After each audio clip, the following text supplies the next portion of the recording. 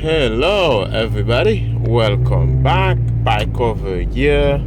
Yes, Bike over Toxic Talk. I recorded an episode the other day. By mistake, I deleted it because I thought I already published it. So that's why you see few episodes this week.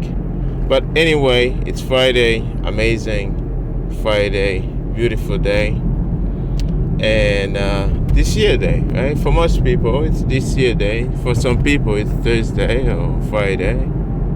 So, yeah, it's amazing. It's amazing. Just get to accumulate some satoshis and the cheap, in my opinion, because like I think in like 20 years, in like 30 years. I don't think in months or quarters and like in years.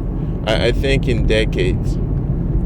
So by thinking in decades, I can, visualize where Satoshi is gonna be. Like most of the Bitcoin supply right now, like that are coming into on the market, are being consumed by DCA plebs and companies and like big corporations who already understand it, right? So like in the next 5 to 10 years, most Bitcoin will be purchased, like at least in the next 10 years, there will be purchased directly from the miners, right? Because you won't have much Bitcoin on the market in supply, so they will have to go directly from the miners every time they get mined. And so miners are smart. They're gonna say, hey, I have to accumulate those things. I can't just keep on mining and spending. I have to hold them for future valuation and all those things.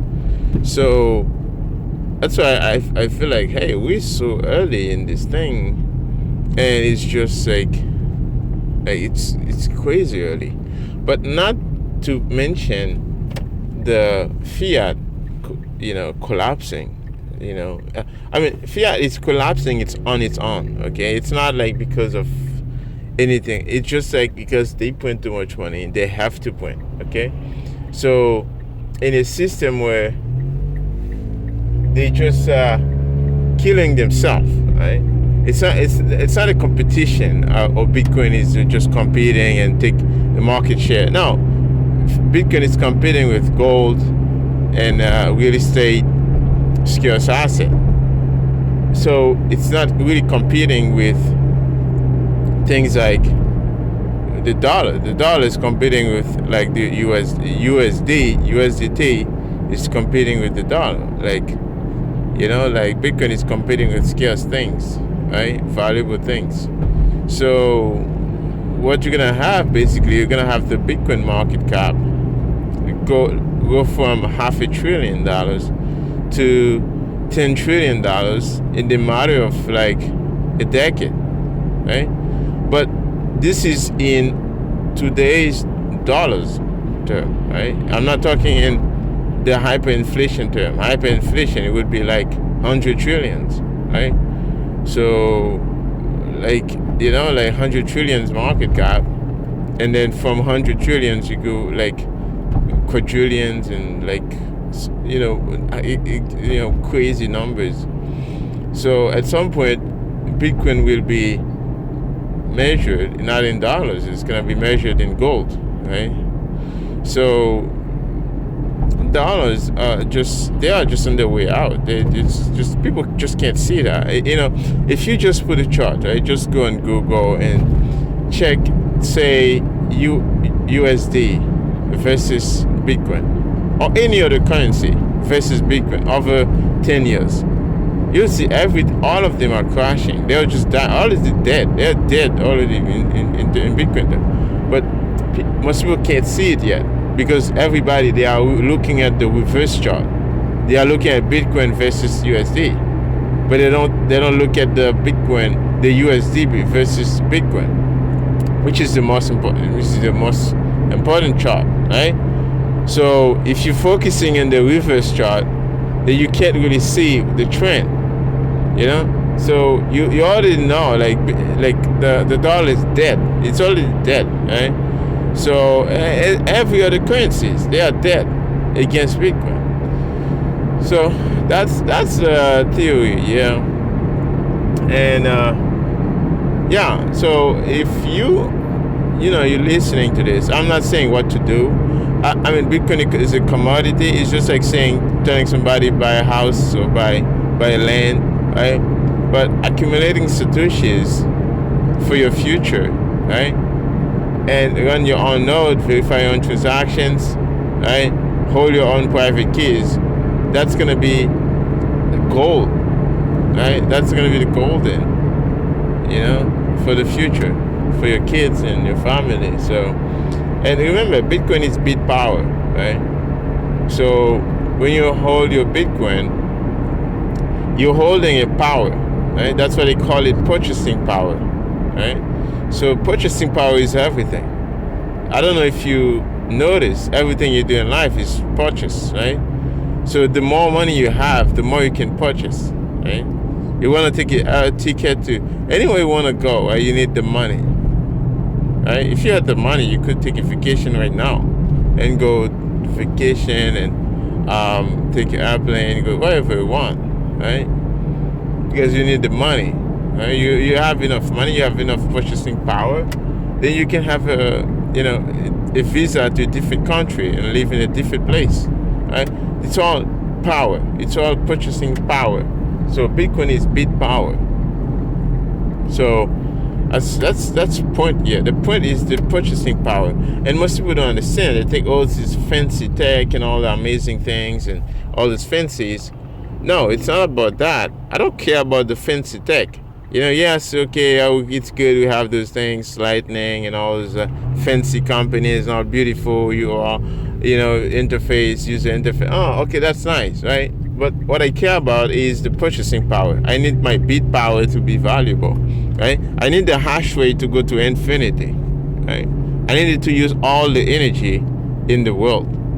Like, if people say, oh, no, that's scary. No, it's just like more than 80% of energy the world produces is not being used by humanity.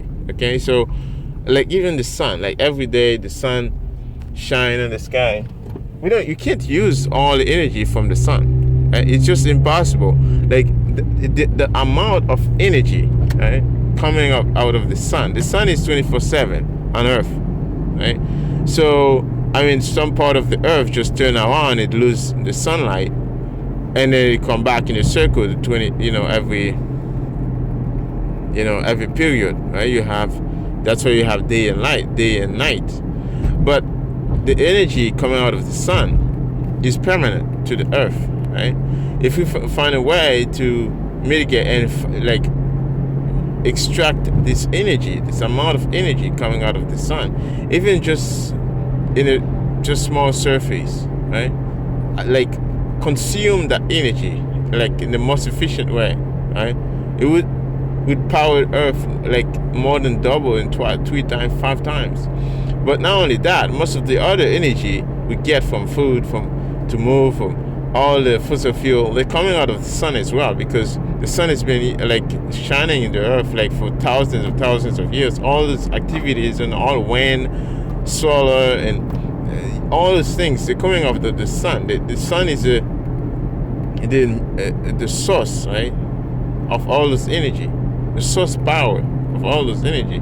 So plus we have nuclear, we have all these things we can extract. So Bitcoin actually is that store value, is that battery. We can store all this energy, so we don't have to lose energy. We don't have to lose charges, right? So it's that battery that when the energy is in it, it doesn't leak, right? I had a battery. I bought a few batteries back 2 years ago, and I left them charged, full charge, right? In the matter of like a few months, they dead. I can't do anything with them, right? Because they just destroy, because they are bad batteries, right? Like they don't store energy well, right? Because they don't work, right? So they are dead because they can't hold that energy for a long time. Bitcoin is that thing that we finally create a battery that doesn't leak, and that doesn't, once you put the energy in it, it stores it for infinity, right? That's why one Satoshi is equal to one Satoshi, right? One Bitcoin equal to one Bitcoin, because it's just like that in day one, right? So this Bitcoin are like value are infinity, because you have infinity divided by 21 million. So once you think this way, you feel like, hey, this is like, no, this is infinity. Like it's like you're so fortunate to get Satoshis at these prices. You know what I mean? So, and it's so funny to me, like people are just playing around and spending all this money and all this Bitcoin and wasting their time trading and all this nonsense. They don't get it yet. It's like, it's just so obvious to me. It's like, well, you're playing with something that's so valuable, like the scarce thing on the universe, right? Like I wouldn't say universe, because I don't know what else is out there, but I would say in this planet that we know, like at least we're aware of, that's a scarce thing. Why play with it? Why give it away? Why, like, you have it, you just own it, and you save it, you keep it forever, and you never give it away. You never let it go back. People say, oh, you're gonna buy low, sell high, and all this nonsense. They don't get it. It's like all those traders, all of them, they just have a membership. They just want to sell you something. And they just want to sell you like the videos, and they want views. They want like membership. They want like all those things. They want to charge you a price, right? Nothing is free. So, anyways, I'm just maybe I'm just crazy and I don't know what I'm talking about. But man, like 21 million like Bitcoin cap, that's being protected by all this computational power that nobody can corrupt, is fantastic and amazing. And one of the other thing is that there's a difficulty adjustment. Whatever, any amount of energy you could put in, right? You can't force it to, go faster. It's just go in with time.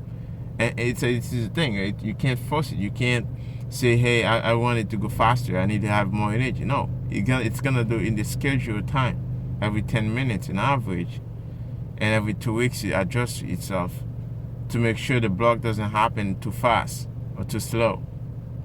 Anyways, yes, this was Pike Over, guys. Toxic Talk on a Friday. I hope you enjoy.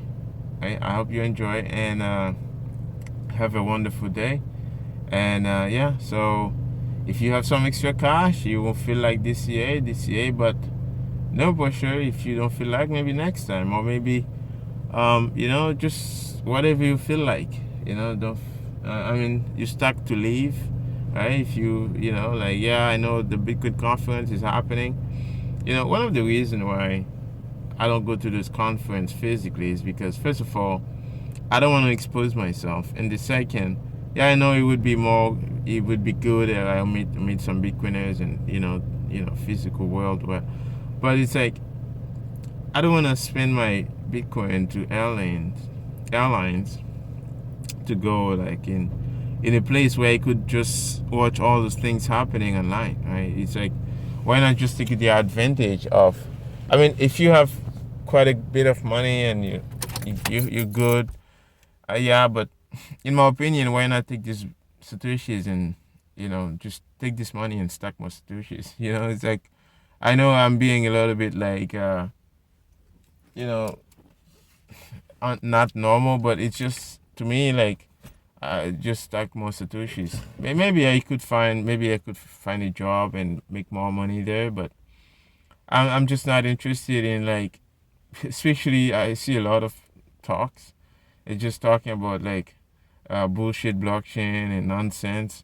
the things that doesn't even make any sense, or a bunch of idiots talking there. And it's like I know like the smart people are there, but it's just like a lot of nonsense I hear. I can't like feel like, oh, sitting there and listening to all those idiots. Anyways, that's just my opinion.